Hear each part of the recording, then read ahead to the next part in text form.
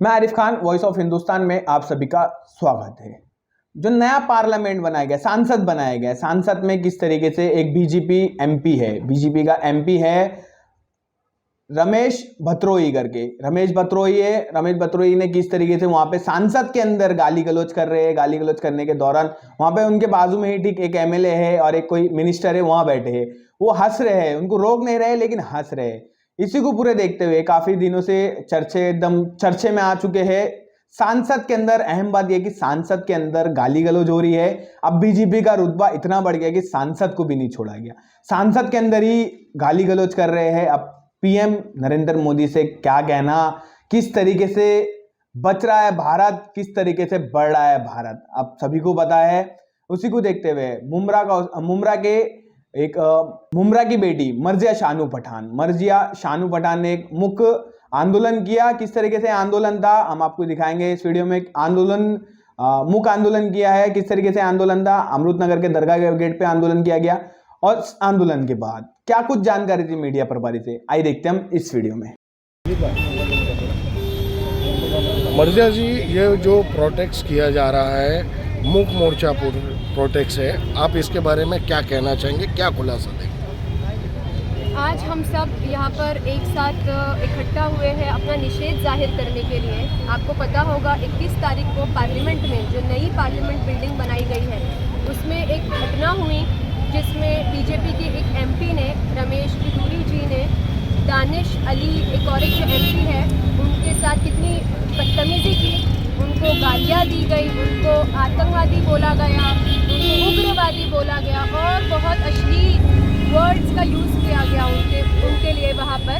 तो उसी का हम निषेध जाहिर करने के लिए आज यहाँ पर सब लोग इकट्ठा हुए हैं कि पार्लियामेंट एक ऐसी जगह है जिसको हम सब भारत के लोग न्याय का घर बोलते हैं, जहाँ पर रूल्स फॉर्मुलेट किए जाते हैं, वहाँ पर ऐसी घटना हो रही है।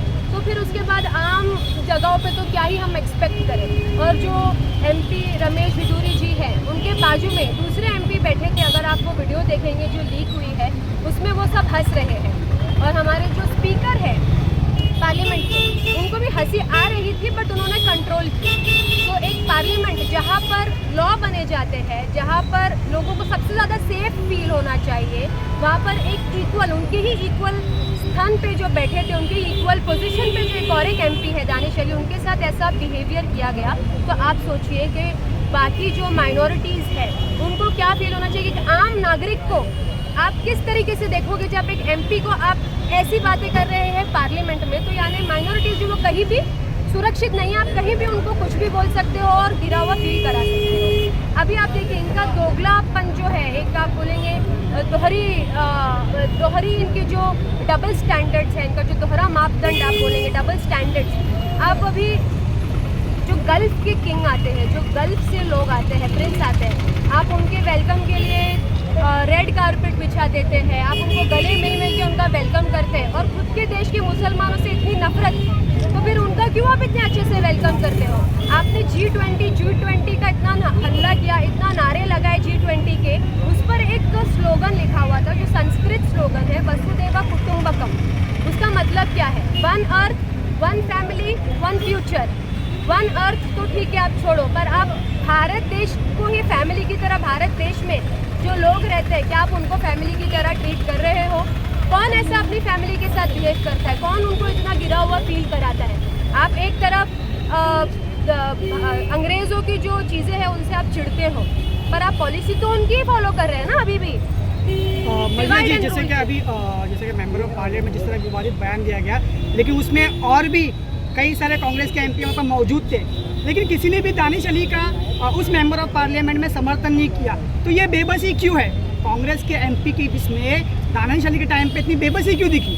देखिए, अभी आपने थोड़े दिन पहले विधानसभा में भी अबू हाशिम जी के साथ ऐसा बिहेवियर किया गया था, अभी पार्लियामेंट में भी किया गया। सबसे वहाँ पे जो हमारे स्पीकर है उनकी रिस्पॉन्सिबिलिटी होती है कि वहाँ पर वो माइक ऑफ करे। वैसे वो फेमस है माइक ऑफ करने के लिए, जब भी कोई अपोजिशन कुछ बात करती है तो वो फ़ौरन माइक ऑफ कर देते हैं।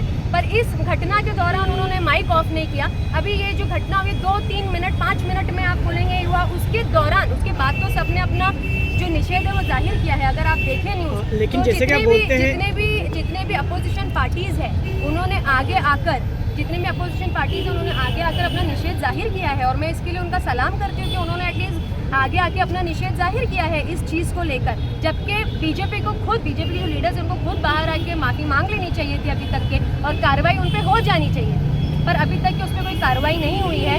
तो हम सब as youth, as people of India हम ये डिमांड करते हैं, हम ये रिक्वेस्ट करते हैं कि हमको प्राइम मिनिस्टर जी से रिक्वेस्ट करनी है कि सर आप सिर्फ बीजेपी के प्राइम मिनिस्टर नहीं हैं, आप भारत देश के प्राइम मिनिस्टर हैं।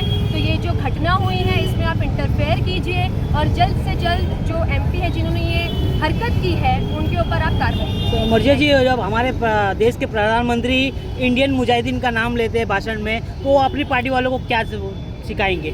जब हमारे प्राइम मिनिस्टर ही इंडियन मुजाहिदीन का नाम लेते हैं हर भाषण में, तो अपने पार्टी के लोगों को क्या समझाएंगे वो? यही हम आज निषेध इसी के लिए जाहिर कर रहे हैं कि अगर आप ये जो नफरत फैलाने के काम कर रहे हैं जो ऊपर से फैल रही है, तो विधानसभा, फिर उसके बाद आप बच्चों के दिल और दिमाग में आज ये प्रोपेगेंडा फैला हुआ है, एक हेट का, एक अलग तरीके का प्रोपेगेंडा फैला हुआ है कि ये मैं और आप वाला, हम अलग है वाला प्रोपेगेंडा फैला हुआ है, तो इसके खिलाफ ही हम निषेध जाहिर करते हैं। मैडम क्या लगता है आपको, ये हिम्मत कैसे बढ़ गई?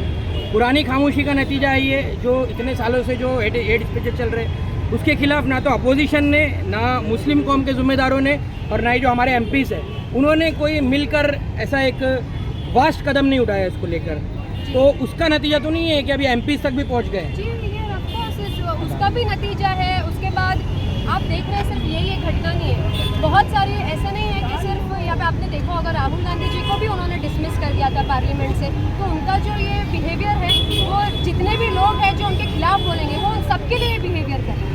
पहले टेस्ट मर्जिया जी, अमल कर रहे हो। मर्जिया संसद, जिसे लोकतंत्र का मंदिर भी कहा जाता है, उसकी मर्यादा को जिस तरीके से बीजेपी के सांसद ने कलंकित किया है, तो ऐसे सांसद के खिलाफ क्या कार्रवाई होनी चाहिए? देखिए, पहले तो मैं चाहती हूँ कि सांसद में जो लोग बैठे हैं उनके खिलाफ कार्रवाई की जाए, सांसद का नाम ना खराब किया जाए, क्योंकि हमारा पार्लियामेंट जो है वो कॉन्स्टिट्यूशनल रेमेडीज़ पे खड़ा किया गया है, कॉन्स्टिट्यूशनल लॉज पे खड़ा किया गया है। तो गलती पार्लियामेंट की, पार्लियामेंट में जो लोग कुछ बैठे हैं ऐसे जहरीले उनकी है, तो उन पर कार्रवाई पहले होनी चाहिए।